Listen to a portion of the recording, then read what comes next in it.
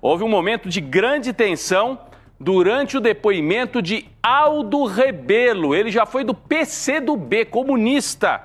Foi ministro da Defesa de Lula, mas depois virou de lado, né? Passou para o outro lado nos últimos anos. E Aldo Rebelo prestou depoimento hoje como testemunha de defesa, olha ele aí, do ex-comandante da Marinha, o almirante Almir Garnier. Vamos acompanhar a transcrição para entender o que houve. Daqui a pouco a Heloísa Vilela vem ao vivo. O que disse o Aldo Rebelo, estava lá como testemunha de defesa, e aí vem o advogado, Demóstenes Torres, já foi senador, vocês lembram dele, né? Mas aqui ele estava como advogado de defesa do Almir Garnier, almirante. Aí ele começa assim, o Demóstenes. O brigadeiro Batista Júnior, que é o chefe da aeronáutica na época do Bolsonaro, disse que Almirante Garnier teria colocado as tropas à disposição do presidente. É possível que possa mobilizar por uma decisão unilateral? Perguntou o advogado. Aldo Rebelo responde. Na língua portuguesa conhecemos a força da expressão. Nunca pode ser tomada literalmente. Quando se diz estou frito, não significa que está dentro da frigideira.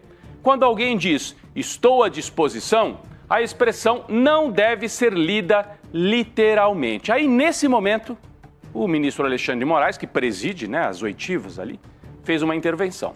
O senhor Aldo Rebelo estava na reunião quando se disse isso? Aldo Rebelo, não. Não. Aí, vamos para a página seguinte. Alexandre de Moraes responde, então, não tem condição de analisar a língua portuguesa naquele momento. Atenha-se aos fatos, por favor. O Aldo ficou bravo.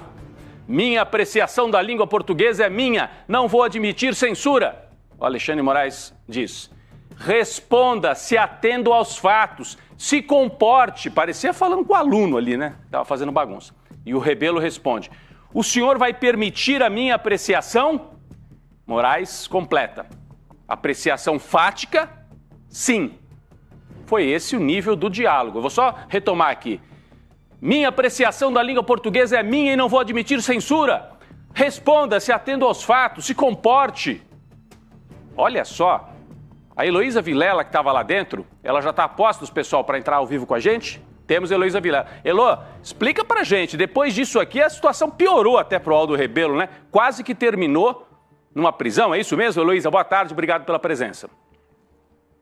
Boa tarde, Rodrigo. Terminou pelo menos em ameaça de prisão, né? Porque quando ele começou a dizer que a minha apreciação da língua portuguesa é minha e eu não vou admitir censura, isso é maneira de testemunha falar com o juiz, Rodrigo? Em que planeta, né? Então, na mesma hora, o Alexandre de Moraes respondeu, disse, se o senhor não se comportar, será preso por desacato. Desacato à autoridade.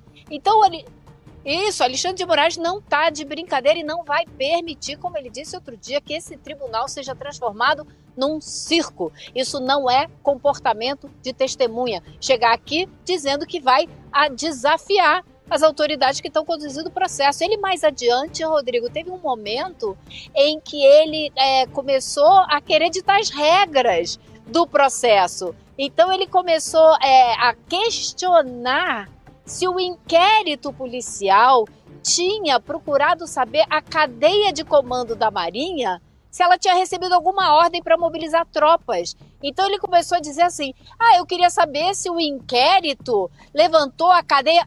Foi interrompido na mesma hora, dessa vez, pelo procurador-geral Paulo Gonet, que disse a ele, o senhor não tem que querer saber nada, quem faz pergunta aqui é a Procuradoria e os advogados, nós é que queremos saber. E ele ainda teve a petulância de rebater. Ele disse, eu quero saber sim. E o Alexandre de Moraes falou para ele, você quer saber? Vai saber depois na imprensa, não é aqui. Rapaz, foi uma situação e tanto, viu? Agora, Heloísa, é incrível que o Aldo Rebelo, outro dia eu li uma nota dizendo que ele está cotado até para eventualmente compor a chapa do bolsonarismo, como um vice, talvez, de tão próximo que ele está do setor da extrema-direita. O Aldo Rebelo que já foi um militante do PCdoB, mas ele virou de lado de uma maneira e hoje foi, das testemunhas de defesa até agora, mais desafiadora em relação ao STF, não é isso?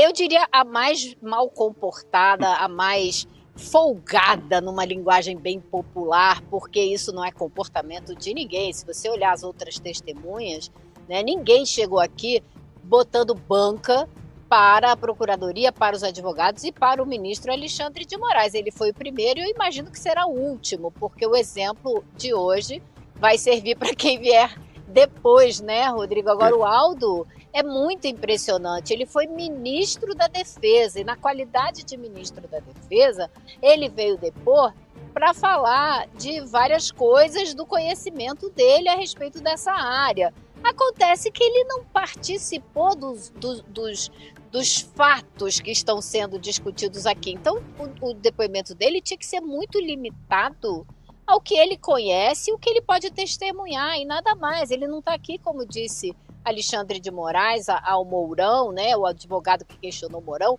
para tirar conclusão de coisa nenhuma. Perfeito. Heloísa, então, Aldo Rebelo foi uma das testemunhas ouvidas e deu esse quiprocó danado que você descreveu, a gente trouxe aqui a transcrição. O senador Hamilton Mourão, que é general da reserva e foi vice-presidente do Jair Bolsonaro, também depôs hoje como testemunha. Ele foi testemunha de defesa ao mesmo tempo do general Heleno, do general Paulo Sérgio, do Braga Neto e do Bolsonaro. A Laura Couto vai mostrar pra gente um trecho da fala do senador Hamilton Mourão. Por favor, Laura. Boa tarde, Elô. Muito bom ter você aqui no Estéreo Urgente. Vou ler aqui o trecho do depoimento do general Hamilton Mourão. Tomei conhecimento da baderna porque meu filho me ligou. Liguei à TV e... Análise de quem exerceu o comando do Planalto na época do impeachment do Collor. Sempre soube que houve planejamento do Planalto.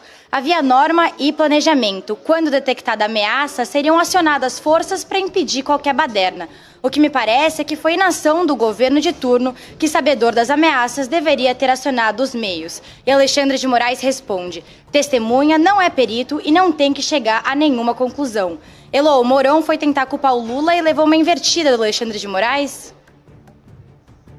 Exatamente, ele foi culpar o Lula e foi com essa tese, que a gente viu essa tese ser muito defendida durante a CPMI do 8 de janeiro, quando a extrema-direita ficou tentando dizer que se houve baderna foi por culpa do governo Lula que não tomou as medidas necessárias. Quando a gente sabe hoje, depois de tudo que foi investigado, que foi muito além disso, que houve uma orquestração. Agora, Mourão não saiu muito bem com essa tentativa, porque ele foi logo cortado. E os autos estão repletos de provas do envolvimento de várias pessoas na tentativa. Vem aí o grupo todo dos quids pretos que já foram transformados em réus e que serão, então, trarão suas testemunhas. Esse ponto vai ser muito discutido. Esse pessoal que conduziu, né, que incentivou e que fez essa tentativa de golpe acontecer. Então, o Mourão ficou bem quietinho depois que ouviu que ele não tinha que chegar a conclusão nenhuma, né?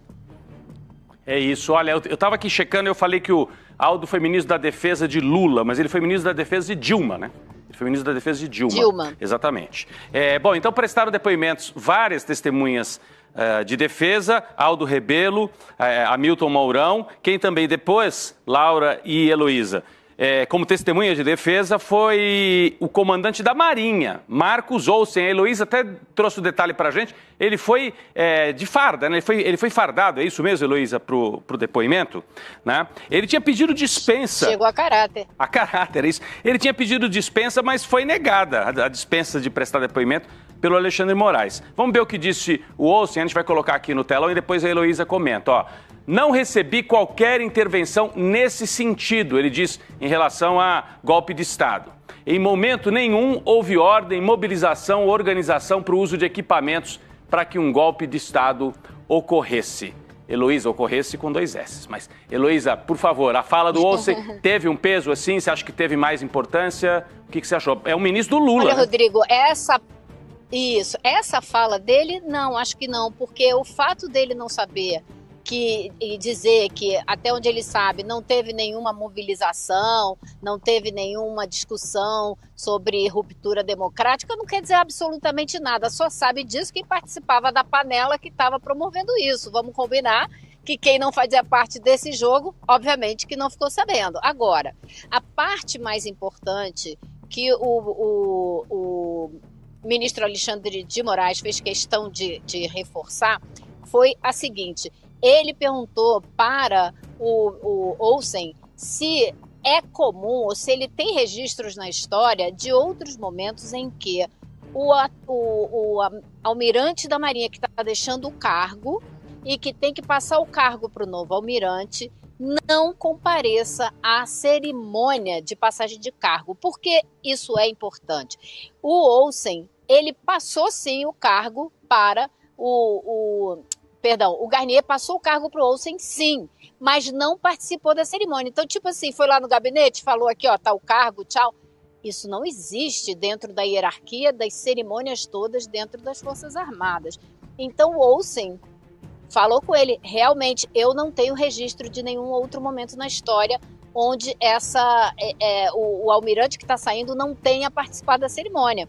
Aí o Alexandre de Moraes insistiu. A gente lê na imprensa que isso teria acontecido porque ele não queria bater continência para o presidente Lula. É verdade que o militar que está passando o comando para o outro e o outro também tem que bater continência para a autoridade civil?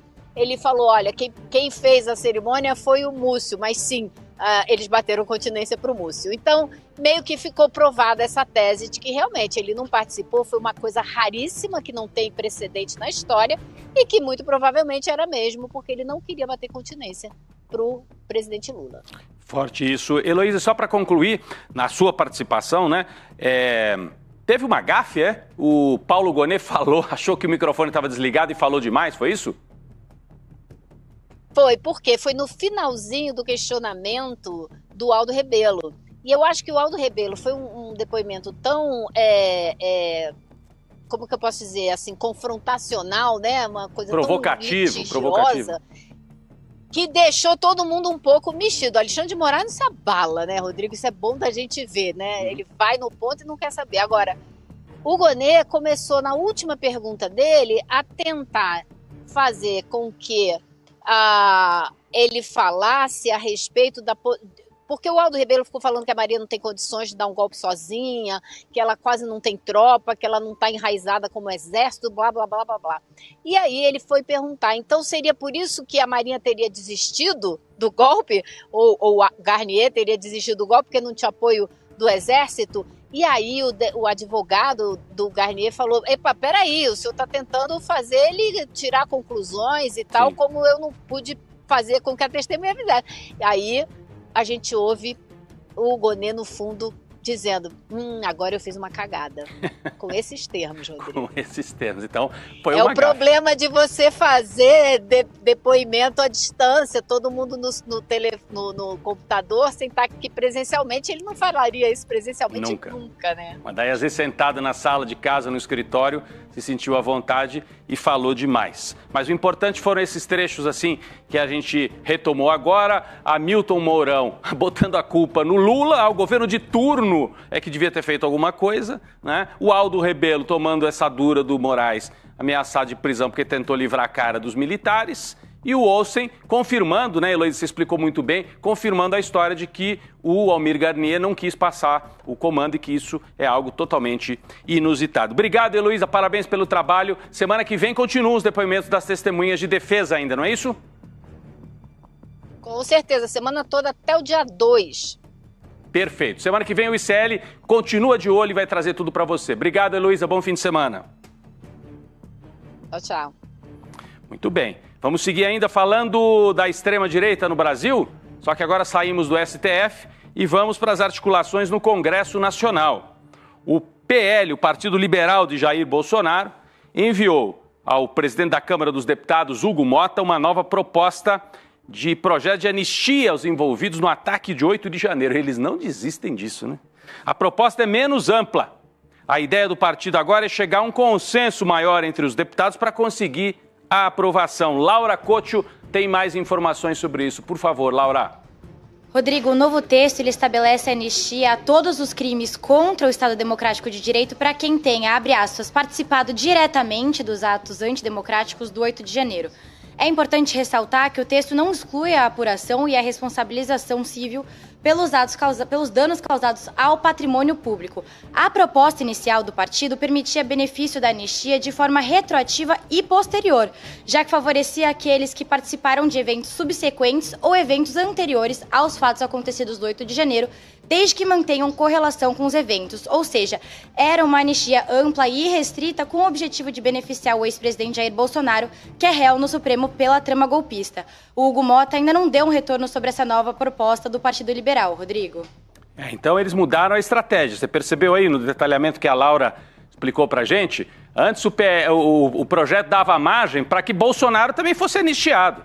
Agora eles estão tentando fazer algo mais restrito, deixando claro que é para anistiar só por alguns crimes, a turma que foi pro quebra-quebra na praça. E aí, não tanto, ou não, os chefões, esses sim, serão julgados. Essa é a nova tática do PL, do Partido Liberal, para tentar uma anistia de outra forma, né?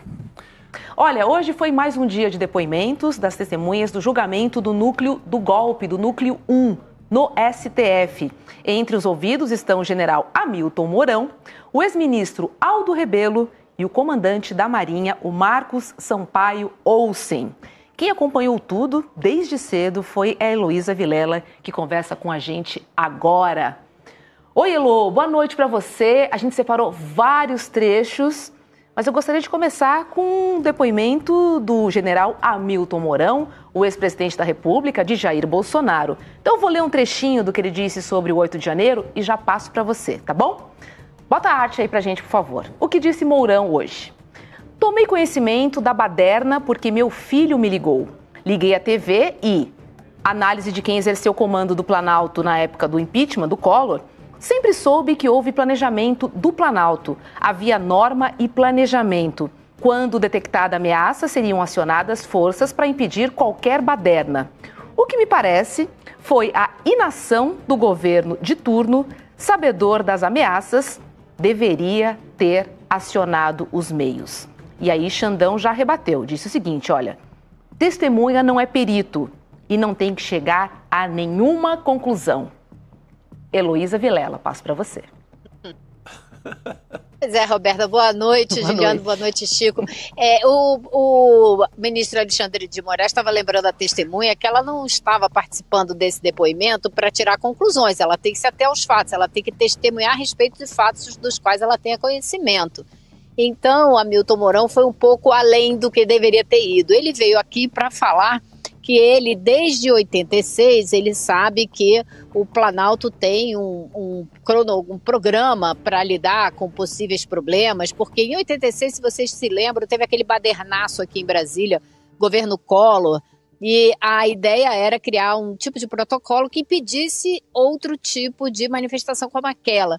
Então ele tentou jogar no colo do governo Lula a não ter se preparado suficientemente para o que aconteceu no dia 8. Quando a gente sabe que foram presos vários militares da Polícia Militar aqui do Distrito Federal por não terem se preparado, tem gente da Secretaria de Segurança Pública que faz o planejamento para medidas de segurança em qualquer evento aqui em Brasília, que também estão sendo ouvidas. Então, tem muita gente aí na fila com responsabilidade e certamente a responsabilidade não era do presidente Lula, que era a última pessoa no mundo, repito, que ia querer ver aquela confusão e ver o começo do seu governo desvirtuado com risco real de um golpe de Estado. Tamanha foi a confusão. Se ele tivesse decretado uma GLO, garantia da lei e da ordem, os militares poderiam ter entrado e levado a cabo o golpe que eles tanto queriam fazer e não, graças às deusas e à atitude de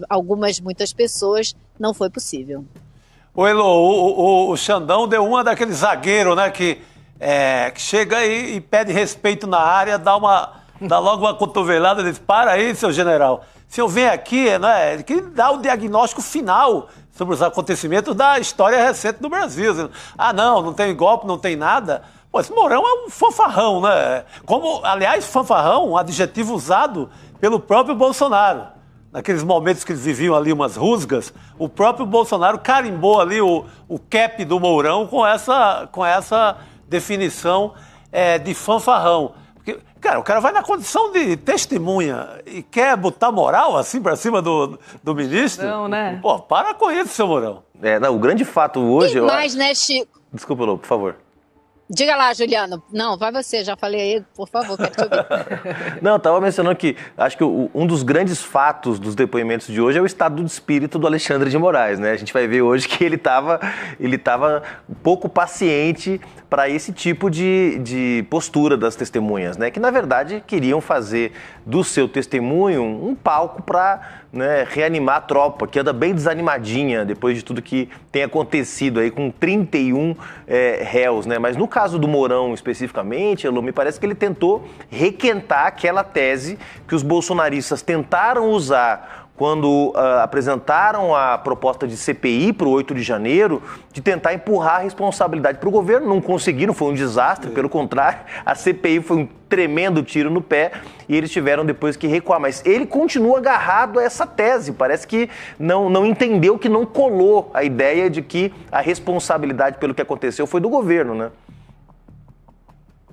E aliás, não lhe sobra outra tese, né, Juliana? Então é por isso que ele defende essa única, que, como você muito bem disse, foi por água abaixo com a CPMI. E tem mais, eu acho também que o Mourão é uma testemunha que não tem nada a acrescentar, porque vamos falar a verdade, quem era Mourão da metade para o fim do governo Bolsonaro? Um zero à esquerda. Ele nem a proximidade com o Bolsonaro o suficiente ele tinha. E não é à toa que ele não sabia de nada. Então ele não tem como testemunhar a respeito da tentativa de golpe, porque ele não fazia parte da panela. Ele estava fora do jogo, né? Então acho que foi curiosa a convocação dele e a tentativa de fazer do Mourão um especialista nos sistemas de segurança que deveriam ter sido acionados aqui no Planalto, em Brasília não funcionou. E o Alexandre de Moraes, eu acho, a maneira como eu vejo, é um foco.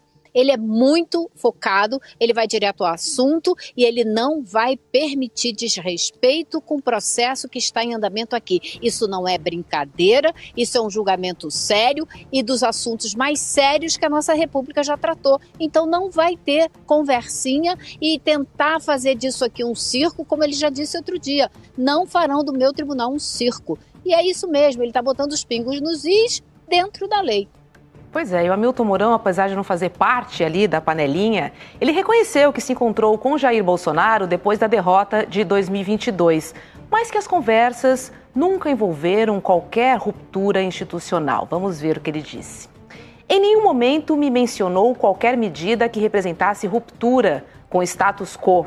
Nessas conversas, ou nossas conversas, sempre foram voltadas para a transição em vistas do novo governo. É aquela coisa, né? Não foi comigo, eu só cumpri, eu estava na reunião, mas não ouvi, não estava fardado. Exatamente. Sempre por aí, não, né, Roberta, Elô? eu acho que com certeza, eu acho que ele não mentiu nada, é exatamente isso. As conversas dele com o Bolsonaro devem ter sido exatamente essas. Além dele ter dito que o Bolsonaro estava muito chateado, que perdeu a eleição, blá, blá, blá. Mas mais do que isso, duvido que o Bolsonaro fosse falar com ele, porque ele não era homem de confiança do Bolsonaro. Ele estava fora do esquema. Ele estava cuidando da Amazônia, Exatamente. Né? Ele não merecia nenhuma confiança do Bolsonaro, ele não tinha prestígio algum. É tanto que ele escolhe o Braga Neto como novo vice. O Mourão passa a ser algo completamente figurativo, né? E depois o Mourão dá uma sorte de ter, contando com a generosidade do povo gaúcho, vira senador, né? Um cara que mora em Ipanema, vive em Ipanema, nem naquele tempo da tragédia da enchente, esteve no Rio Grande do Sul, ganha um mandato do povo gaúcho como senador pelo Rio Grande do Sul. É muita generosidade, né? É, impressionante. E eu fico me perguntando que debate sobre transição ele fez com o Bolsonaro, porque quem acompanhou, né, Elô, você estava acompanhando de perto isso, eu lembro bem, quem acompanhou a transição lembra que o governo Bolsonaro se ausentou da transição, não passou informações que eram requeridas pelo governo que estava sendo formado pelo presidente Lula, não integrou as equipes de trabalho, Bolsonaro foi embora. Então, quer dizer, eu não sei que transição que o Bolsonaro podia estar discutindo com o Mourão, porque o que houve do governo Bolsonaro em relação à transição foi uma sabotagem. Só faltava chegar nos gabinetes dos ministérios e terem roubado os computadores e queimado os arquivos, porque em termos de colaboração para a transição foi próximo de zero. E o Mourão, a essa altura do campeonato, a gente sabe bem, estava muito afastado já do Bolsonaro. Mas muito. Esse cara não passava. Então, assim, talvez essa parte do depoimento aí seja difícil de acreditar que ele estava conversando alguma coisa de transição com o Bolsonaro, né? Agora, Elô? Não, ele diz que foi lá para falar que ia falar com Alckmin, blá, blá, blá, mas eu acho que, no fundo, o resultado final desse depoimento dele é uma tentativa também de se ficar bem com as Forças Armadas. De não criar problema com a turma, porque isso a gente está vendo aqui direto. Os vários fardados e não fardados, uns aparecem com farda, como o Olsen hoje, né? Outros não, mas é tudo a turma das Forças Armadas que está um querendo livrar um pouquinho a barra do outro. O Mourão sempre quis vida boa, né? Eu, quando morei no Rio, cruzava com ele ali em Ipanema, Copacabana e tal. O Mourão quer vida boa. O Mourão não quer complicação com nada, não quer responsabilidade com mandato algum, não quer levar nada de bom para o Rio Grande do Sul, que deveria. Ele quer ali a sombra. Sabe aquele militar da reserva que quer a sombra da sombra e nada mais. E vai seguir assim, isso é Mourão. Se pudesse, ficava jogando dominó no clube militar o dia inteiro. Jogava lá no Rio e continua jogando, porque ele continua no Rio. Ele não é senador pelos gaúchos. Ele é senador da areia de Ipanema. E de novo, né? Foi eleito. Foi eleito, consagrado. Elô, quem também falou hoje foi Aldo Rebelo, né? Ele foi ouvido como testemunha do almirante Almir Garnier. E foi o depoimento mais tenso do dia, com ameaça de prisão por parte de Alexandre de Moraes. Vamos ver uma discussão entre os dois aqui e a gente já passa para Elô. Demóstenes Torres, advogado de Almir Garnier, diz o seguinte: o brigadeiro Batista Júnior disse que o almirante Garnier teria colocado tropas à disposição do presidente. É possível que possa mobilizar por decisão unilateral? Pergunta Demóstenes. Aí Aldo Rebelo. Na língua portuguesa, conhecemos a força da expressão. Nunca pode ser tomada literalmente. Quando se diz estou frito, não significa que está dentro da frigideira. Quando alguém diz estou à disposição, a expressão não deve ser lida literalmente. Entra Xandão e diz: o senhor estava na reunião quando disse isso? Aldo Rebelo diz: não. Tem um outro print aqui, Elô, vou dar a sequência e já passo para você. Disse então Alexandre de Moraes: então não tem condição de analisar a língua portuguesa naquele momento. Atenha-se aos fatos, por favor. Aldo Rebelo: minha apreciação da língua portuguesa é minha e não vou admitir censura. Vem Xandão, diz o seguinte: se o senhor não se comportar, o senhor vai ser preso por desacato. Aldo Rebelo diz: o senhor vai permitir minha apreciação? Alexandre de Moraes: fática, sim. Momento tenso aí, hein, Elô? Não, mais do que tenso, porque você leu de uma maneira, Aldo Rebelo falou de outra, né? E isso foi... Exato, ele chegou com uma postura, uma petulância, um desrespeito, como se ele fosse o dono do show e que ia botar banca em cima da Suprema Corte do Brasil, cara. É uma coisa assim, foi um negócio escandaloso. A impressão que deu que ele veio aqui causar, chamar atenção, virar alvo das atenções de novo, porque ele anda super esquecido mesmo. Quem fala de Aldo Rebelo hoje em dia no Brasil? Me diga. Ninguém. Então, foi um depoimento que já no começo... depois das primeiras frases, já foi assim de enfrentamento. Ele veio aqui para depor, ele não veio aqui para questionar ninguém. Então, depois disso, ele ainda voltou à cena, ele ainda tentou enfrentar o ministro Alexandre de Moraes e o Procurador-Geral da República. Eu não sei se você vai mostrar algum outro trecho, mas tem outros trechos aqui muito impressionantes. Eu tenho esses dois trechos separados aqui, mas se você quiser trazer mais um trechinho quente, a gente gosta. Então vamos ao trecho em que o Gonê também tentou colocar ele no lugar. Por quê? Ele estava, durante o testemunho dele, estava tentando fazer crer que a Marinha Brasileira é uma força muito pequenininha, coitada, que sozinha não teria condição de deflagrar um golpe de Estado, que precisava ser o Exército, que tem capilaridade e tal. E aí ele começou a falar e aí ele perguntou assim, eu quero saber, olha só, eu quero saber se o inquérito foi levantar com os comandos da Marinha, porque ele diz, um almirante não dá golpe, ele tem que chamar os comandantes todos, da operação tal, dos fuzileiros, todos os comandantes. Quero saber se alguém foi chamar o comando. Aí o Gonê interrompeu ele na mesma hora.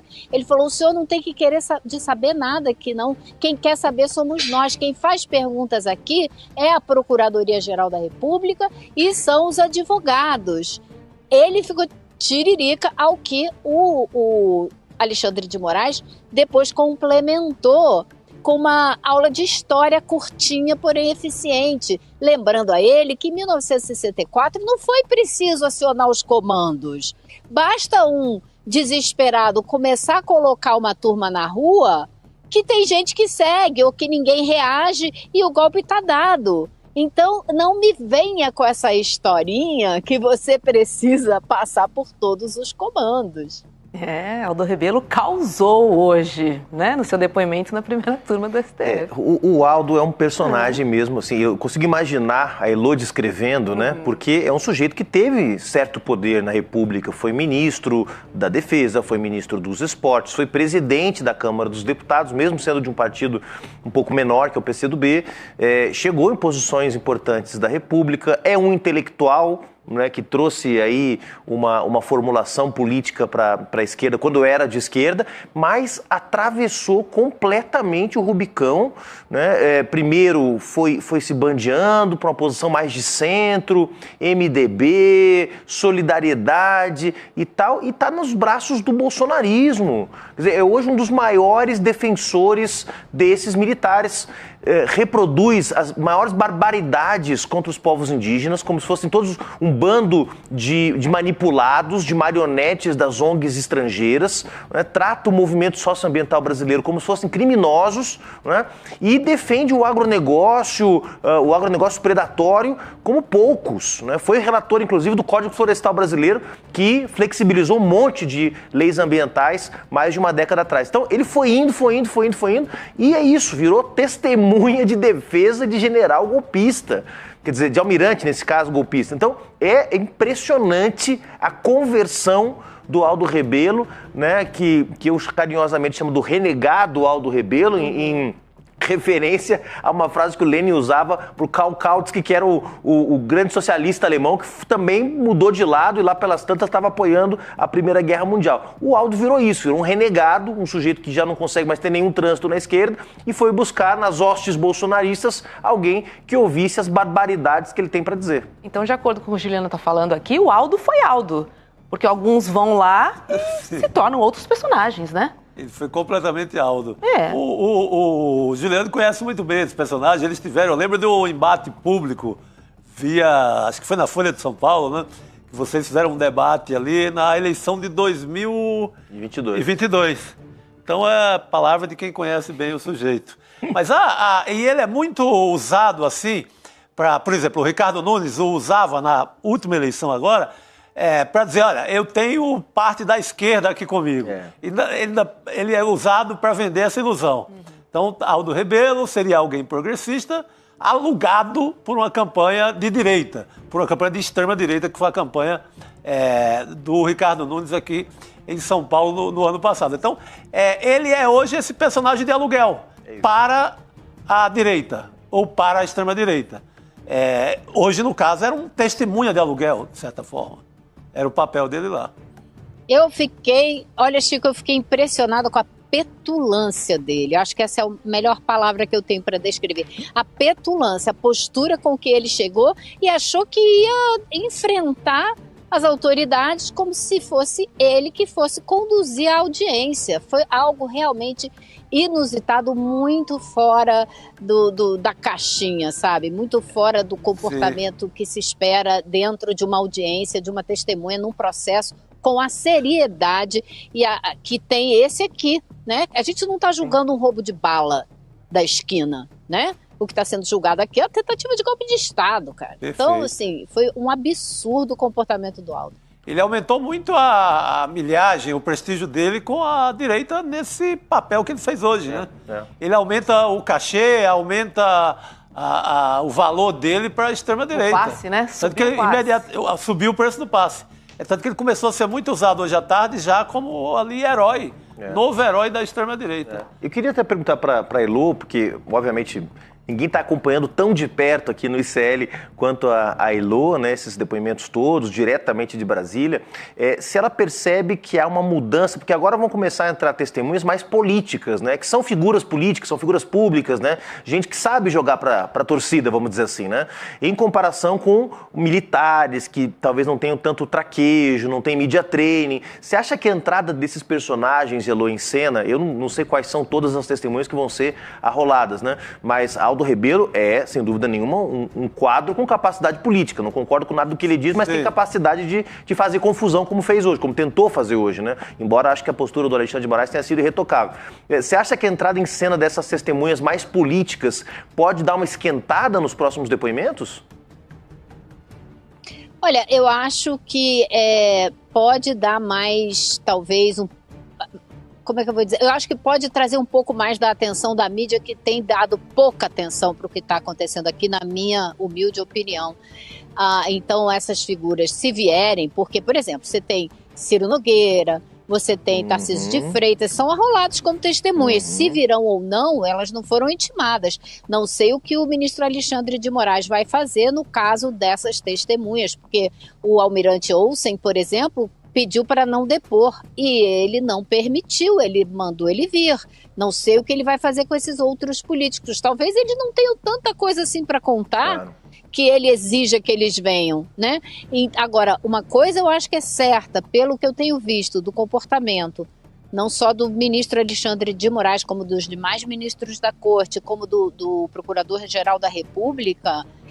E mesmo que eles tenham mais traquejo político, como você colocou, aqui, numa linguagem popular, é pão, pão, queijo, queijo. É pergunta, resposta, objetividade, os fatos, é o que você sabe, o que você não sabe e acabou. Então, acho que eles não vão mudar o curso da história nesse sentido, entendeu? Boa, Elô. E olha, de volta às testemunhas do dia de hoje, o comandante da Marinha, o Marcos Sampaio Olsen, ele foi questionado por Alexandre de Moraes sobre a cerimônia de troca de cargos. Como o almirante Almir Garnier não participou da cerimônia de transmissão do cargo, a gente lembra disso, Moraes levantou uma hipótese para esse comportamento aí de Garnier.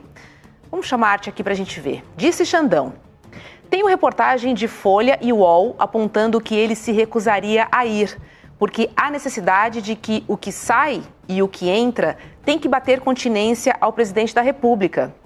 Disse então Marcos Sampaio: desde que o presidente presida a cerimônia, a de 5 de janeiro de 23 foi presidida pelo ministro José Múcio e bate continência à autoridade que estiver.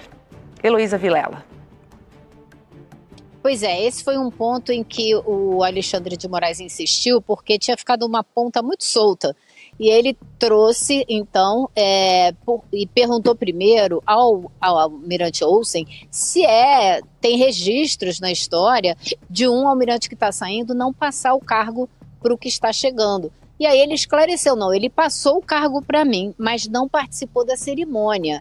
E isso eu nunca vi, não conheço registro de que isso tenha acontecido. Foi um ponto importante deixar isso bem demarcado, porque essa cerimônia, ela independe do Estado, né?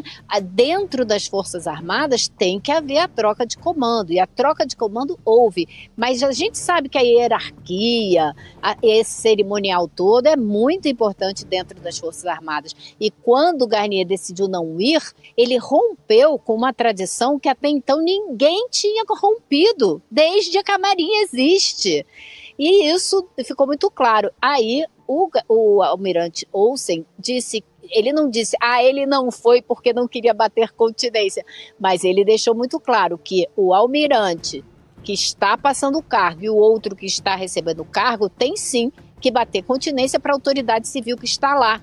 e seria o presidente Lula que, no caso, resolveu não ir e mandou o ministro Múcio no lugar dele. Então, assim, sem ser de uma forma direta, mas na minha visão, ficou comprovada a hipótese, a teoria, o que se sabe, que ele não foi porque não queria bater continência para o presidente Lula depois de ter tramado um golpe de Estado com o Bolsonaro, né, gente? Foi por isso que ele não queria ir.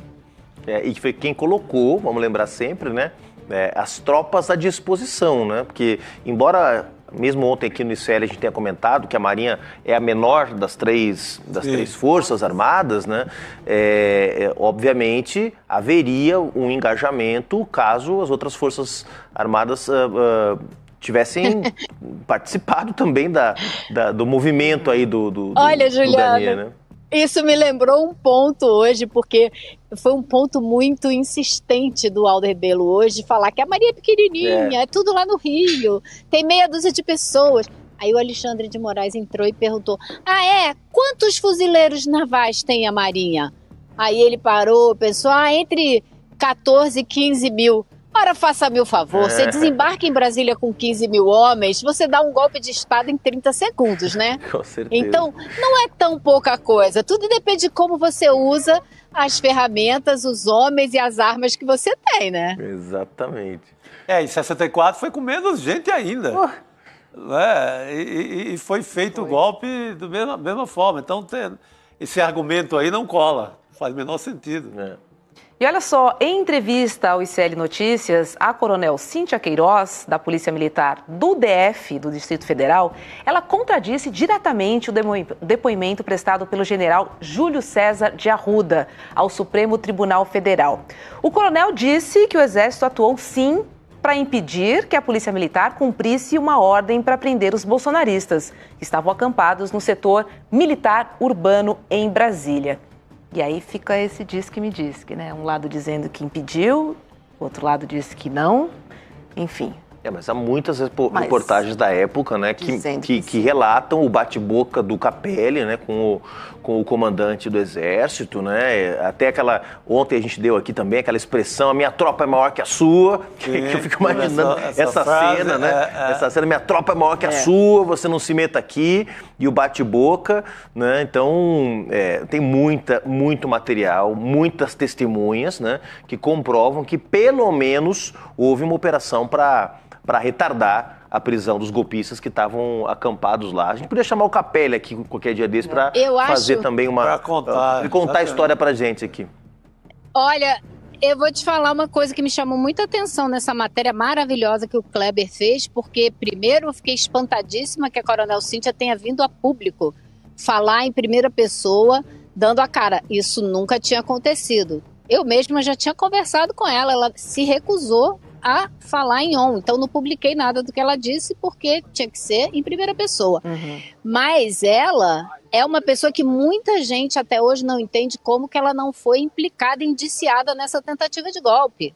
Porque o relatório de inteligência a respeito do que podia acontecer foi colocado na mesa dela. Numa sexta-feira, ela disse que já tinha ido embora, mas no dia seguinte ela foi a uma reunião dentro da Secretaria de Segurança Pública, não passou na mesa dela para ler esse relatório, que foi escrito pela delegada Marília, com quem ela continua conversando por WhatsApp o tempo todo. A história dela é muito estranha e mais, ela é muito próxima do comandante da época da Polícia Militar, que já foi julgado, o julgamento dos PM já acabou, estão esperando apenas o veredito do ministro Alexandre de Moraes.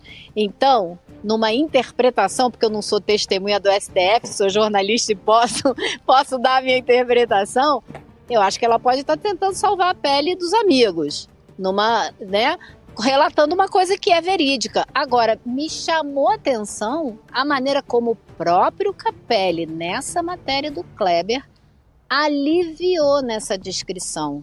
Ele não fez a descrição contundente que ele fez na época e que eu já ouvi de outros implicados da PM falando que o general virou para a PM e falou, minha tropa é maior, você vai discutir comigo? Porque ele impediu a prisão em flagrante de centenas e milhares até de pessoas que poderiam ter sido presas aquela noite mesmo. Por quê? Quem estava lá dentro que ele não queria que fosse preso?